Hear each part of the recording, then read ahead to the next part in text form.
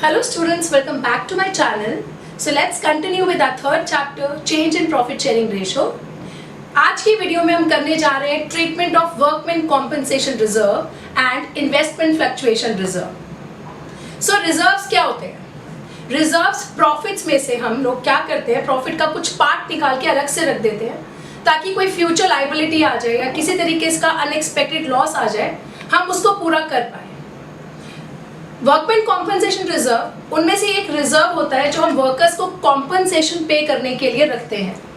For example, workers को work premises में काम करते करते कोई इंजरी आ जाए या कोई एक्सीडेंट हो जाए उसका, वो कल को मेरे पास आ जाएगा कि भाई आप क्लेम दो मुझे, और ऐसी लायबिलिटी अक्सर होती रहती है.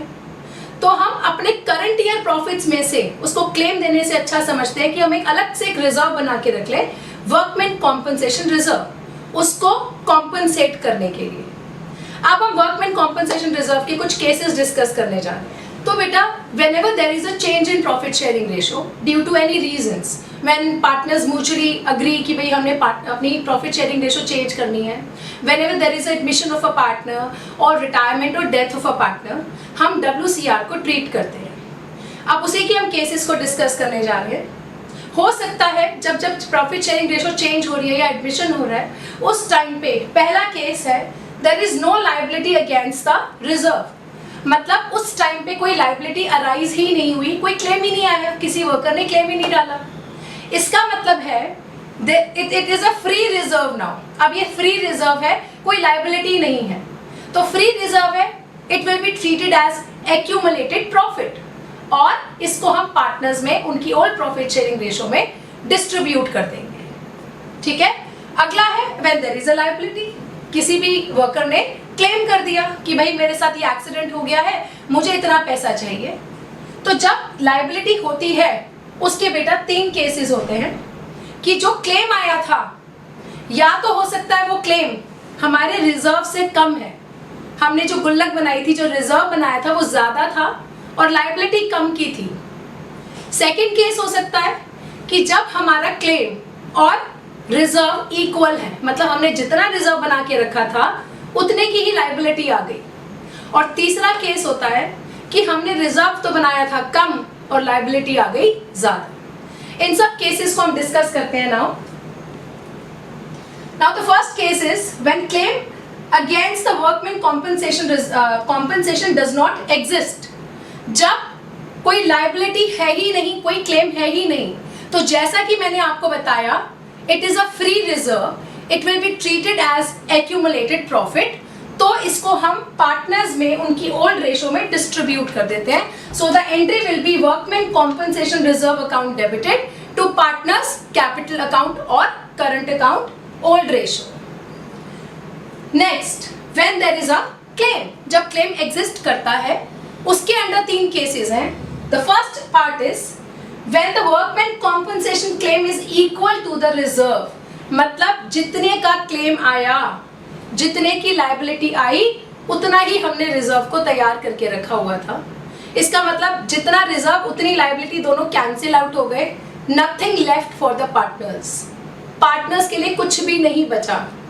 जितना रिजर्व था उतने की लायबिलिटी, तो हम क्या करते हैं, इसको अलग ही रख देते हैं कि हाँ हमें इस लायबिलिटी को इसके थ्रू पूरा करना है. तो nothing left for the partners. So the entry will be workman compensation reserve account debited to claim for workman compensation.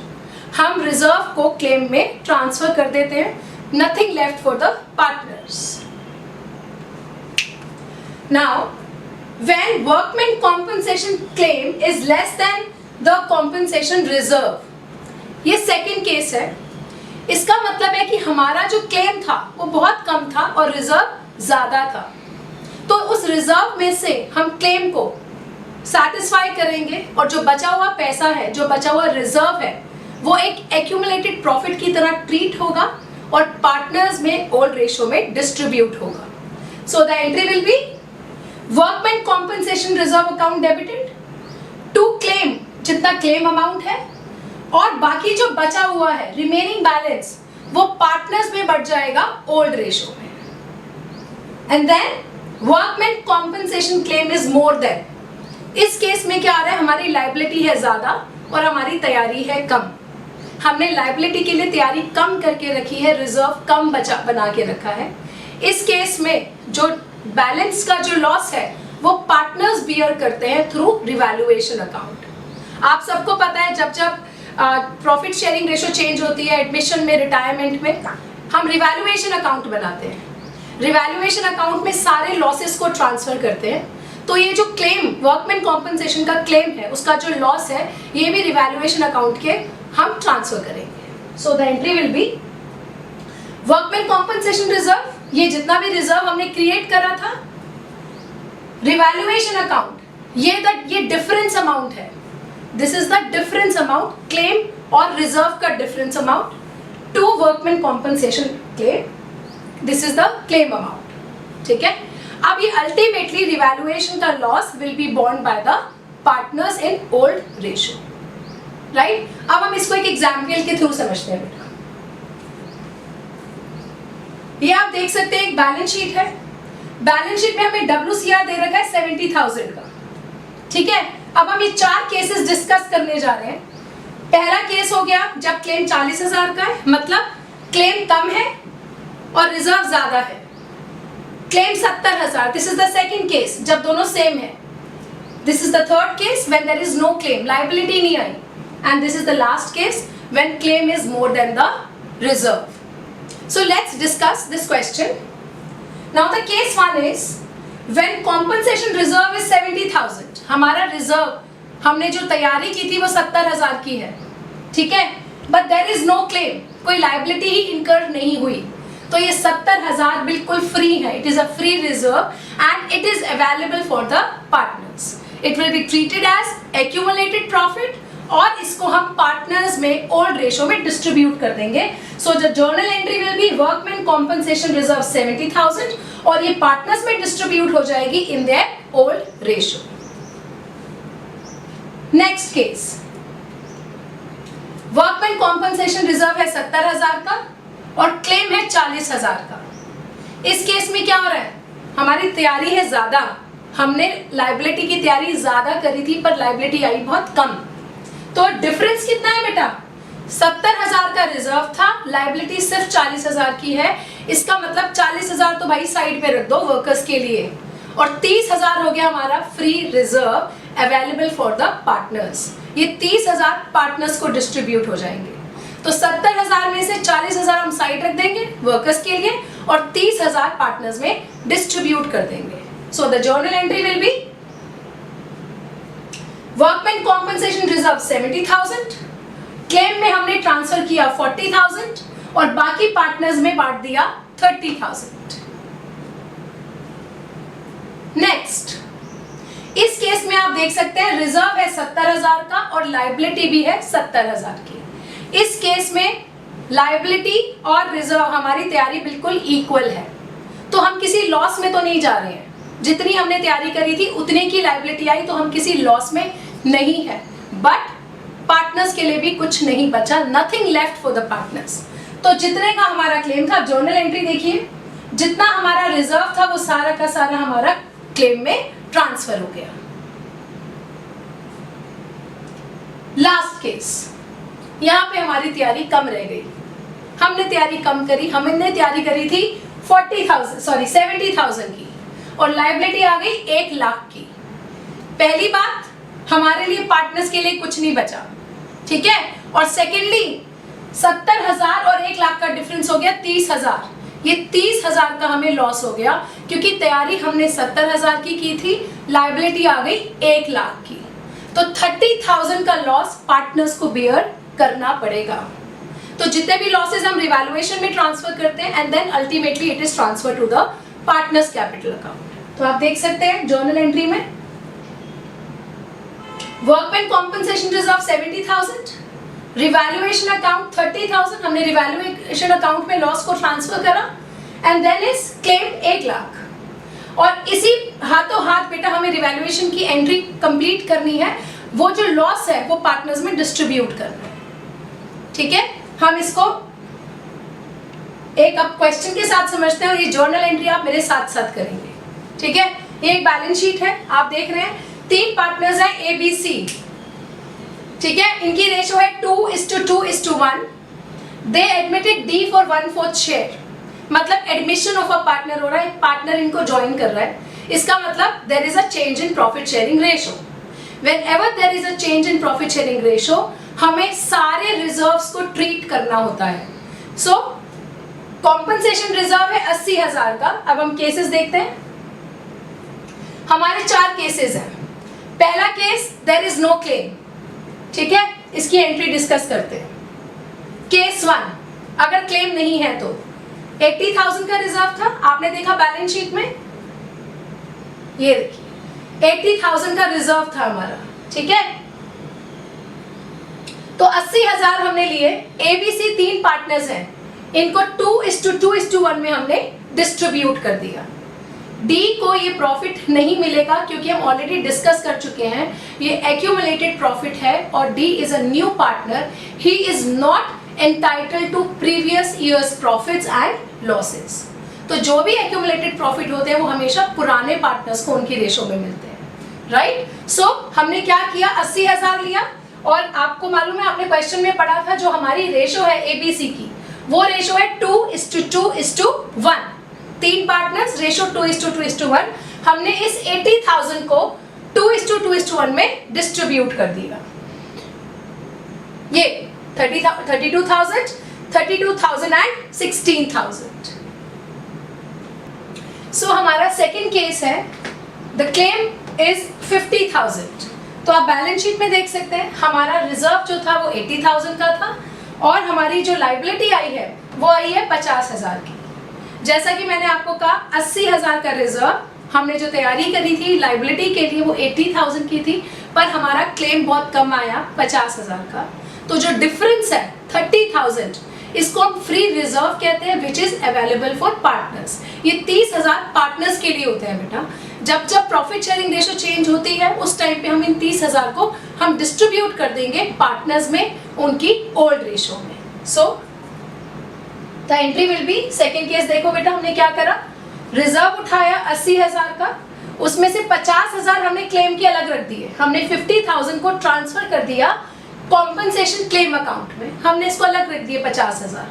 बाकी जो 30,000 थे वो हमने ए बी सी मतलब ओल्ड पार्टनर्स को उनकी ओल्ड प्रॉफिट शेयरिंग रेशो में डिस्ट्रीब्यूट कर दिया, और हमारी ओल्ड प्रॉफिट शेयरिंग रेशो दे रखी थी 2:2:1। तो 30,000 को हमने 2:2:1 में डिस्ट्रीब्यूट किया, मतलब 12,000, 12,000 और 6,000। तो आप देख सकते हैं 80,000 में से 50,000 चला गया क्लेम के लिए और बाकी 30,000 हमने बांट दिया पार्टनर्स में। Next case, if there is a claim for 80,000, ये थर्ड केस है। इसमें क्या हो रहा है, जितना ही रिजर्व है उतना ही लायबिलिटी अराइज हुई है। हमें नुकसान तो खैर कुछ नहीं हुआ, जितने का क्लेम आया था, जितने की लायबिलिटी आई थी, हमारी तैयारी पूरी थी। बट हाँ, इस केस में पार्टनर्स के लिए कुछ नहीं बचा, कोई फ्री रिजर्व नहीं था, nothing left for the partners. तो जितने का रिजर्व था उतने का क्लेम आया, वो उससे कैंसिल आउट हो गया। सो the entry will be workman compensation reserve 80,000 और उतना ही हमने 80,000 रिजर्व में क्लेम में ट्रांसफर कर दिया, ठीक है।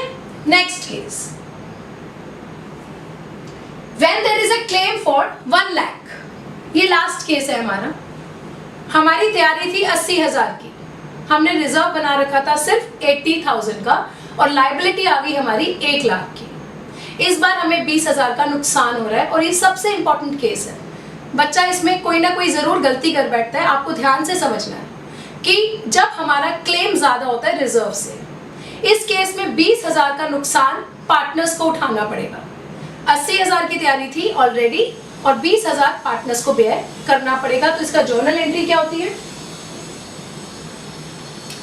इसमें हम 2 जर्नल एंट्री पास करते हैं। पहली एंट्री में हमारा रिजर्व था 80,000 का, हमने क्रेडिट करा क्लेम को 1 लाख से। क्लेम तो हमेशा क्रेडिट होगा उसके क्लेम अमाउंट से, रिजर्व को हमने डेबिट करा रिजर्व अमाउंट से। तो जो 20,000 का डिफरेंस है ये डेबिट साइड में आ रहा है, मतलब ये लॉस की इंडिकेशन है जो हम रिवैल्यूएशन में ट्रांसफर कर देते हैं, ठीक है, 20,000 का ये नुकसान हो रहा है हमें, so it will be debited to revaluation account. तो हमने रिवैल्यूएशन में 20,000 डाल दिए। अब अक्सर बच्चे क्या करते हैं, इस एंट्री को छोड़कर क्वेश्चन खत्म कर देते हैं और सेकंड एंट्री स्किप कर जाते हैं, जिसके लिए उनके मार्क्स करते हैं। आपने इस बात का जरूर ध्यान रखना है, second entry is very very important. आपको फाइनली ये 20,000 की एंट्री जरूर पास करनी है। आई थिंक कुछ एंट्री में प्रॉब्लम है, यहाँ पे it will be 884 and revaluation account will be credited by 20,000। There is some mistake here. A's capital account will be debited by 8,000, B will be debited by 8,000 and C will be debited by 4,000 और revaluation account को हम credit करेंगे 20,000 से। जो यहाँ पे 20,000 का loss हुआ था, it will be borne by the old partners in their old profit sharing ratio, that is 2:2:1, right? तो ये थी हमारी treatment of workman compensation reserve. अब हम बात करते हैं इन्वेस्टमेंट फ्लक्चुएशन फंड की। बेटा, जिस तरीके से हमने बनाया था वर्कमैन कॉम्पनसेशन रिजर्व, वर्कर्स को कॉम्पनसेट करने के लिए, उनकी कॉम्पनसेशन पे करने के लिए, उसी तरीके से हम बनाते हैं इन्वेस्टमेंट फ्लक्चुएशन फंड, इन्वेस्टमेंट्स की फ्लक्चुएशंस को कवर करने के लिए। हम इन्वेस्टमेंट्स की वैल्यू को, बुक वैल्यू को कंपेयर करते हैं मार्केट वैल्यू से। ठीक है, बुक वैल्यू का मतलब है जो इन्वेस्टमेंट्स की वैल्यू बैलेंस शीट में लिखी हुई है, that is called book value.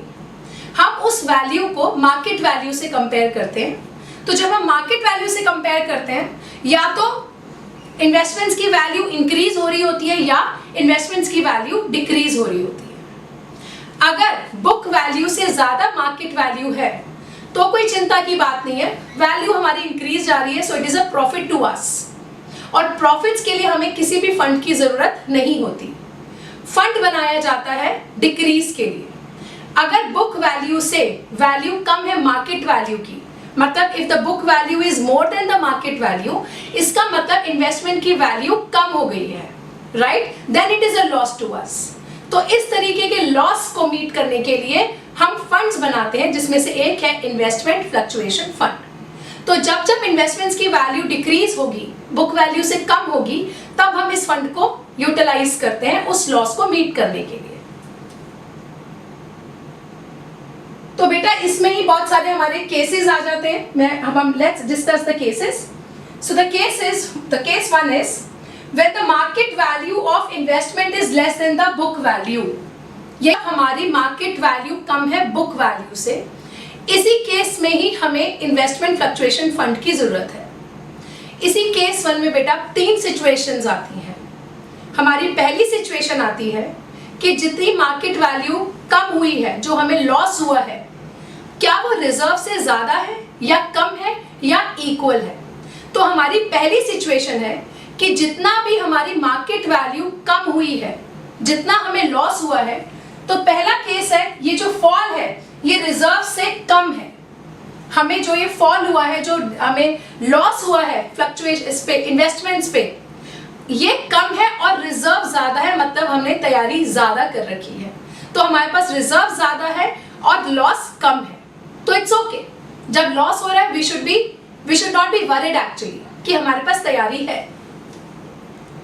Next case आता है हमारा when fall is equal to investment fluctuation reserve, कि हमें जो नुकसान हुआ है उसमें उसकी वैल्यू और रिजर्व की वैल्यू सेम है। तो इसमें भी चिंता वाली बात नहीं है कि जितना हमें लॉस हुआ है उतना ही रिजर्व है, मतलब हमारी तैयारी पूरी है। So we do not have to worry. हमारा नेक्स्ट केस आता है when the fall is more than the investment fluctuation reserve. यहाँ चिंता की बात है कि जो हमारा नुकसान हुआ है वो रिजर्व से ज्यादा है, मतलब जितना नुकसान हुआ था हमारे पास उतने अरेंजमेंट्स नहीं है, रिजर्व कम है और नुकसान ज्यादा है। इस केस में बेटा हम रिवैल्यूएशन में लॉस को ट्रांसफर किया जाता है। अभी हम इन केस को 1 by 1 विद एग्जांपल्स इसको समझेंगे। Case 2 when the market value is more than the book value. ये सेकंड केस है बेटा, जब मार्केट वैल्यू ज्यादा है, जैसे कि मैंने आपको बताया कि फंड की जरूरत सिर्फ फर्स्ट केस में होती है जब market value is less than the book value. यहाँ पे market value is more then, so we do not need this fund. Now the next case is When the market value is equal to the book value, यहाँ पे market value और book value दोनों बिल्कुल same है, इस case में भी हमें रिजर्व की जरूरत नहीं होती। तो हमें इन्वेस्टमेंट फ्लक्चुएशन फंड की कब जरूरत है?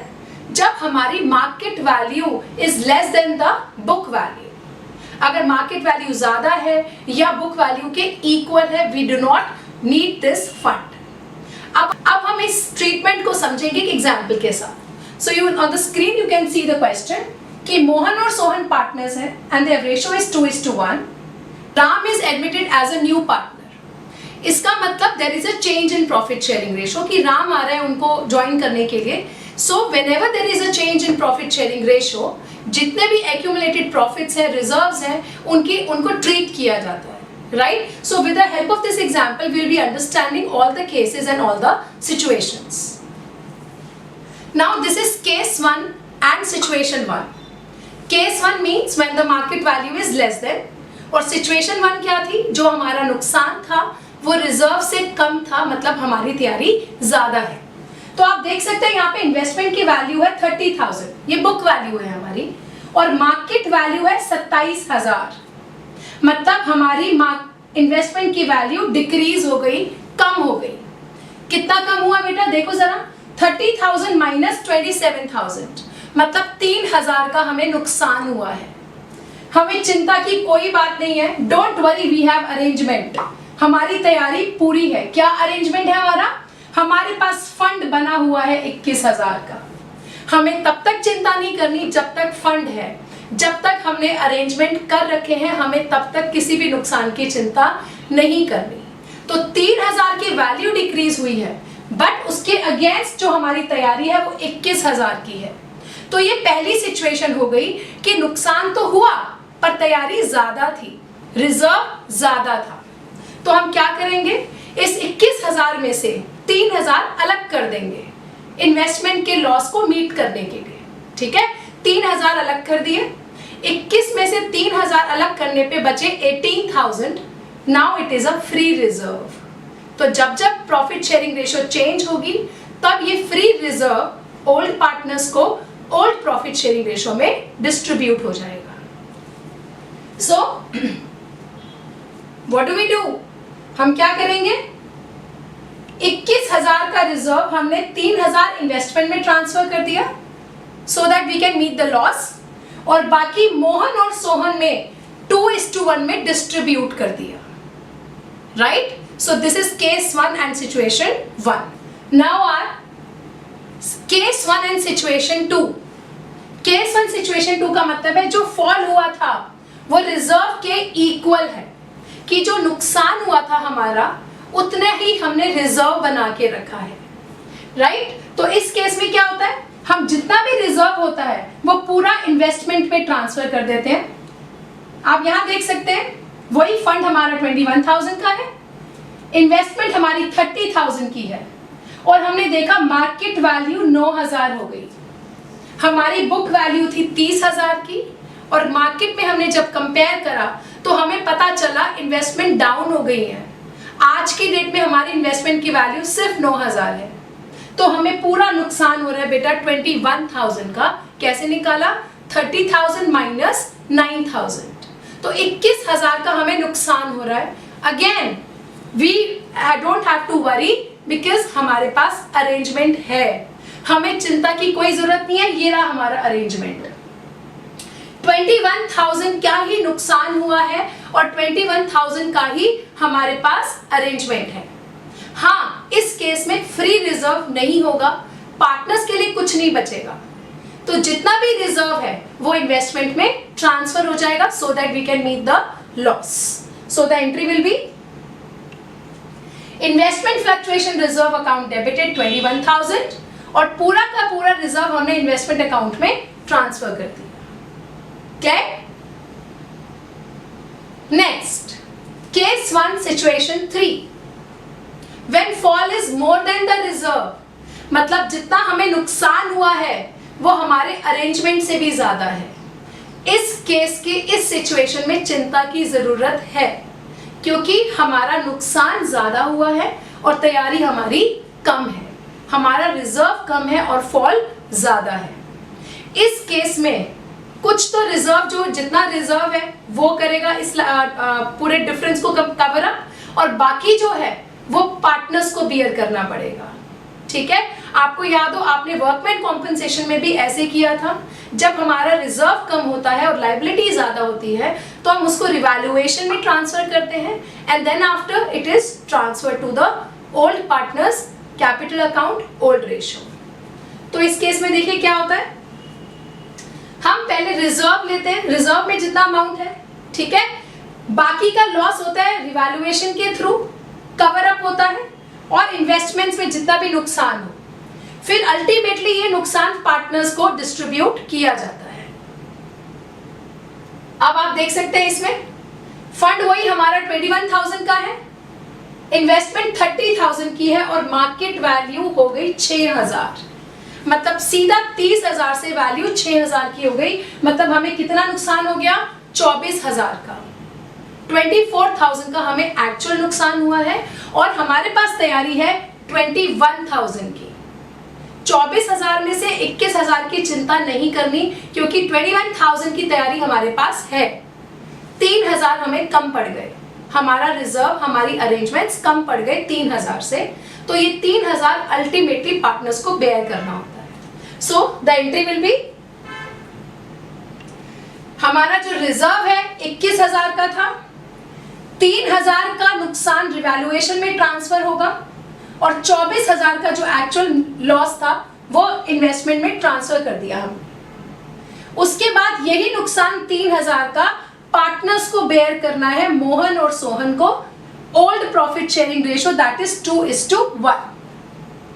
राइट बेटा, इस केस में सिर्फ इतना डिफरेंस है कि जितना रिजर्व हमारी कवर अप नहीं कर सकता वो बैलेंस हम रिवैल्यूएशन में ट्रांसफर कर देते हैं। Right, so this was case 1 और हमने सारी तीनों सिचुएशंस को डिस्कस कर लिया।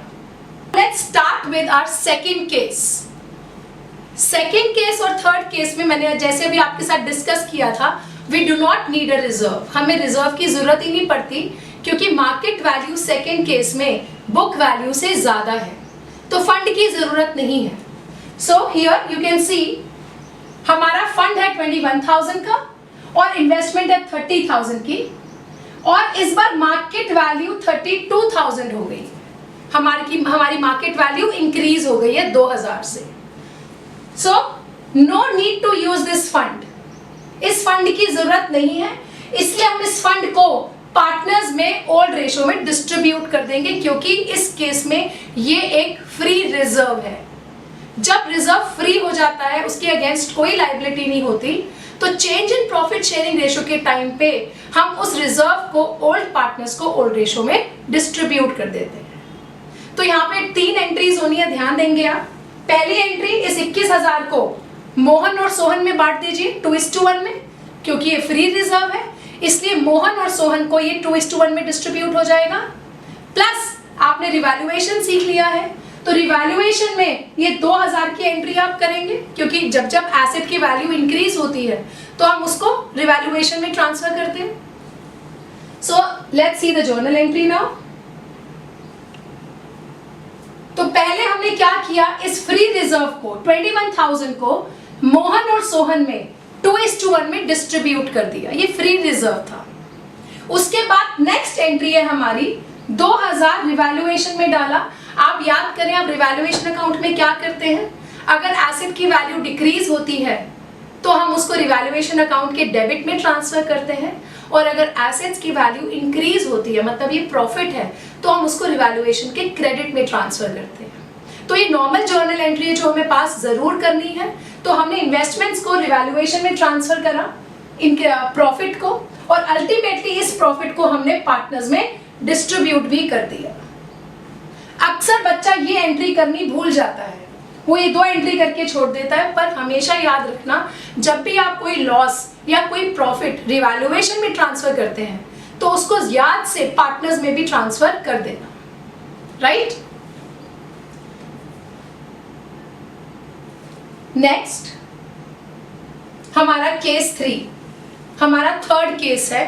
इसमें भी अगर आपको याद है तो थर्ड केस में भी हमें फंड की जरूरत नहीं है, यहाँ पे भी ये जो हमारा फंड है वो फ्री रिजर्व है।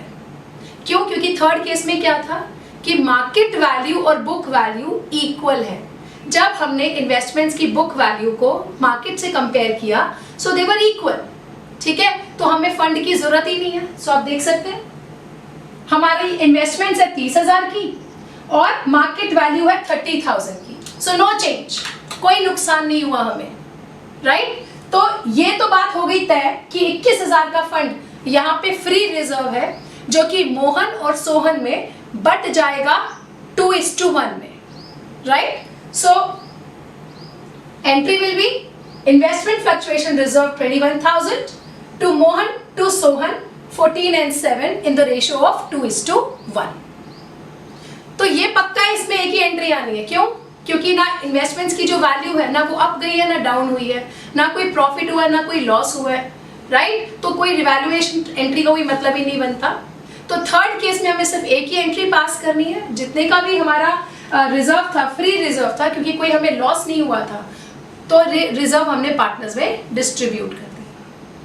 तो बेटा ये सारे हमारे केसेस थे इन्वेस्टमेंट फ्लक्चुएशन रिजर्व के। तो आज की वीडियो में हमने WCR किया और IFR किया, ठीक है। नेक्स्ट वीडियो में हम शुरू करने जा रहे हैं next chapter which is admission of a partner. So till next video, stay safe, stay happy, thank you.